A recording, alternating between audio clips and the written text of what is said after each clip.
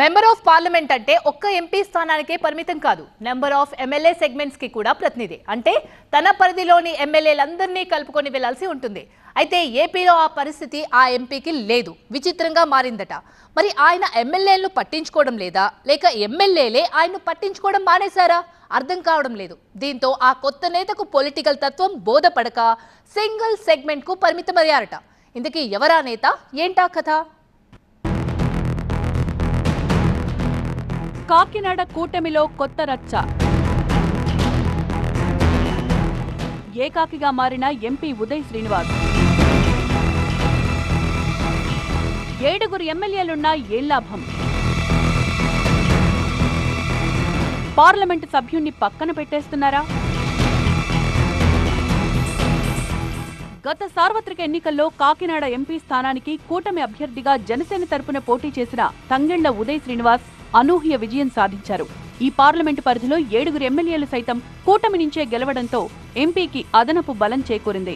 ఇందులో 5 టీడీపీ ఎమ్మెల్యేలు కాగా 2 జనసేన ఎమ్మెల్యేలున్నారు. అయితే ఈ బలం కాస్త రోజులు గడిచే కొద్దీ బలహీనంగా మారుతున్నట్టు కనిపిస్తోంది. ఎంపీ ఉదయ్ శ్రీనివాస్ను కూటమి ఎమ్మెల్యేల్లో కొందరు పిచ్చ లైట్ అన్నట్టుగా చూస్తున్నారట. దీనికి కారణం ఆయన ఈ ఎమ్మెల్యేలందరికంటే పొలిటికల్ గా జూనియర్ కావడమే ప్రధాన కారణంగా తెలుస్తోంది. ఇందులో ఆయన స్వయంకృతాపరాధము ఉన్నట్టు తెలుస్తోంది. కాకినాడ ఎంపీ పరిధిలోని పిఠాపురం నుంచి ప్రాతినిధ్యం వహిస్తోన్న జనసేన బాస్ పవన్ కళ్యాణ్ డిప్యూటీ సీఎంగా ఉన్నారు. ఇక మిగిలిన 6 ఎమ్మెల్యేల్లో ఏ ఒక్కరికి ఎంపీతో పొసగడం లేదట. కొన్ని నియోజకవర్గాల్లో అయితే కనీసం ఆయనతో కలిసి ప్రభుత్వ కార్యక్రమాల్లో పాల్గొనడానికి కూడా ఎమ్మెల్యేలు ఇష్టపడ్డలేదు. మరీ ఇంత ఇగో పనికిరాదంటూ ఎంపీ తీరుపై ఓపెన్ గానే ఫైర్ అవుతున్నారట.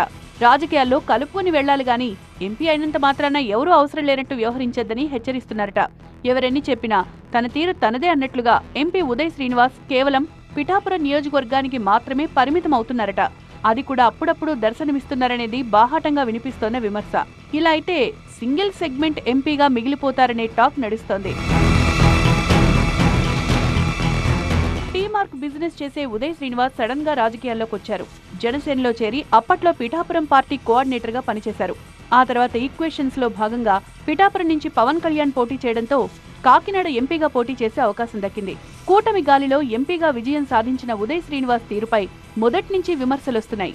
ఎంపీ తమను టార్గెట్ చేశారంటూ కాకినాడ సిటీ ఎమ్మెల్యే కొండబాబు అనుచరులు నిరసన తెలపడం రచ్చకు దారితీసింది. అప్పట్నుంచి ఎంపీ, ఎమ్మెల్యే ఎడమొహం పెడమొహంగానే ఉంటున్నారు.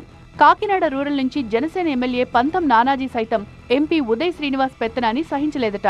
అటు జగ్గంపేట, పెద్దాపురం నియోజకవర్గాల్లో సీనియర్ మోస్ట్ ఎమ్మెల్యేలు ఉండడంతో ఎంపీ ఉదయ్ కి పెద్దగా స్పేస్ దొరకడం లేదని తెలుస్తోంది. ప్రత్తిపాడు, తుని నియోజకవర్గాల్లో ఫస్ట్ టైం ఎమ్మెల్యేలున్నారని కొంచెం అడ్వాన్స్ అయ్యే ప్రయత్నం చేసిన ఎంపీకి వాళ్లు కూడా గేరు మార్చి పెద్ద షాకే ఇచ్చారట. గతంలో తమకు వ్యతిరేకంగా వైసీపీలో పనిచేసిన వాళ్లను ఎంపీ ఎంకరేజ్ చేస్తున్నారనే అనుమానంతో 2 మహిళా ఎమ్మెల్యేలు దూరంగా ఉంటున్నారు. పిఠాపురంలోనైనా ఎంపీకి అనువైన పరిస్థితి ఉందా అంటే అదీ లేదు. అక్కడ టీడీపీ కోఆర్డినేటర్ వర్మకి ఉదయ్ శ్రీనివాస్ కి మధ్య మొదటి నుంచి కోల్డ్ వార్ ఉంది. ఎంపీతో తనకు సంబంధం లేదని, తన రాజకీయాలు తనవే అని స్పష్టం చేస్తున్నారట వర్మ. అసలు విషయం గుర్తించకపోతే ఎంత ఫాస్ట్ గా ఎదిగామో అంతే ఫాస్ట్ గా డౌన్ అయిపోతామనే విషయాన్ని ఇక్కడి పూర్వ ఎంపీ యువి కృష్ణంరాజును చూసి తెలుసుకోవాలని ఉదయ్ శ్రీనివాస్ కు సలహా ఇస్తున్నారట కూటమి నేతలు. ఎంపీ, ఎమ్మెల్యే అంటే జోడెడ్ల బండిలా ముందుకు వెళ్లాలి తప్ప ఇలాగుంటే ముందుకు వెళ్లలేరని హెచ్చరిస్తున్నారట. ఎంపీ వస్తున్నారంటే మేం రాలేం బాబోయ్ అని ఎమ్మెల్యేలు అంటున్నారంటే ఇక్కడ పరిస్థితిని అర్థం చేసుకోవచ్చు.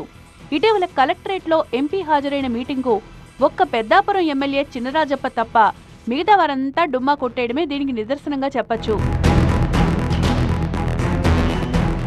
కొత్తగా రాజకీయాల్లోకి వచ్చి ఎంపీ అయిన ఉదయ్ శ్రీనివాస్ పై జనసేన వర్గాలు భారీ ఆశలే పెట్టుకున్నా అవన్నీ అడియాసలయ్యాయనే అభిప్రాయం వ్యక్తమవుతోంది.